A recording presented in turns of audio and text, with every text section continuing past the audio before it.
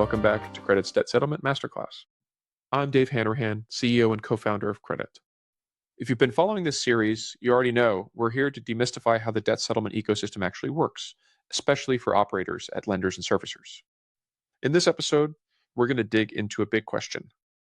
How does a consumer qualify for a debt settlement program? We'll walk through the key metrics required for a consumer to qualify and how debt settlement firms determine affordability. Let's get started.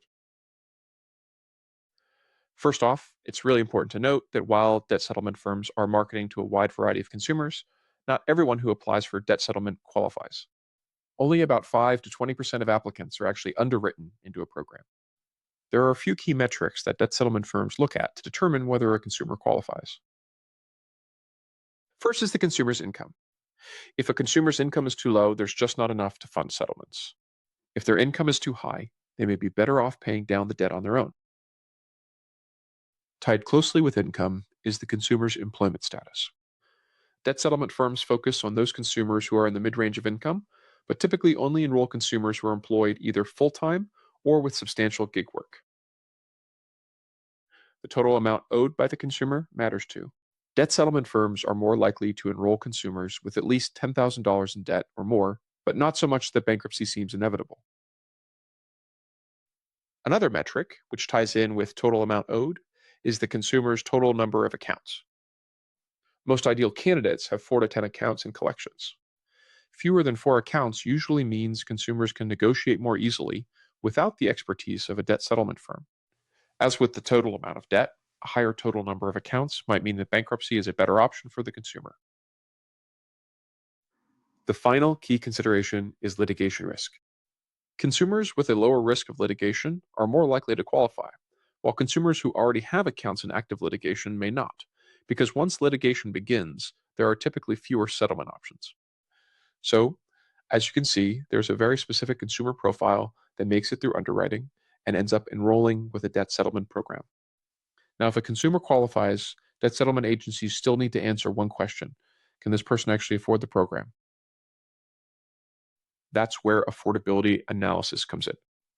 And if the agency is accredited by ACDR, this analysis isn't optional, it's required. Here's how it works. Agencies look at all sources of income, employment, gig work, Social Security, child support, even annuities.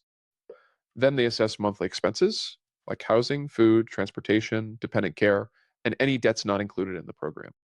The result is a monthly cash flow summary, which helps determine if the program is both realistic and sustainable.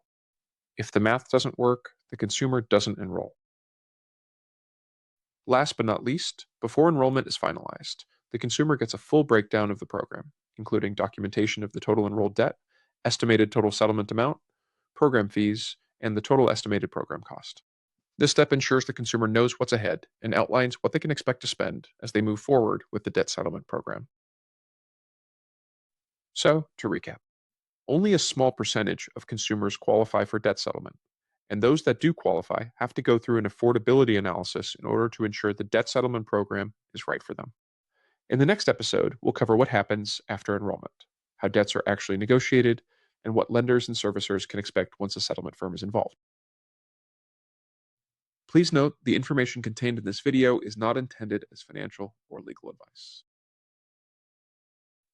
Thanks for joining us for this episode of Credit's Debt Settlement Masterclass. If you found this helpful, make sure to subscribe and follow Credit on LinkedIn so you don't miss the next part of the series. See you next time.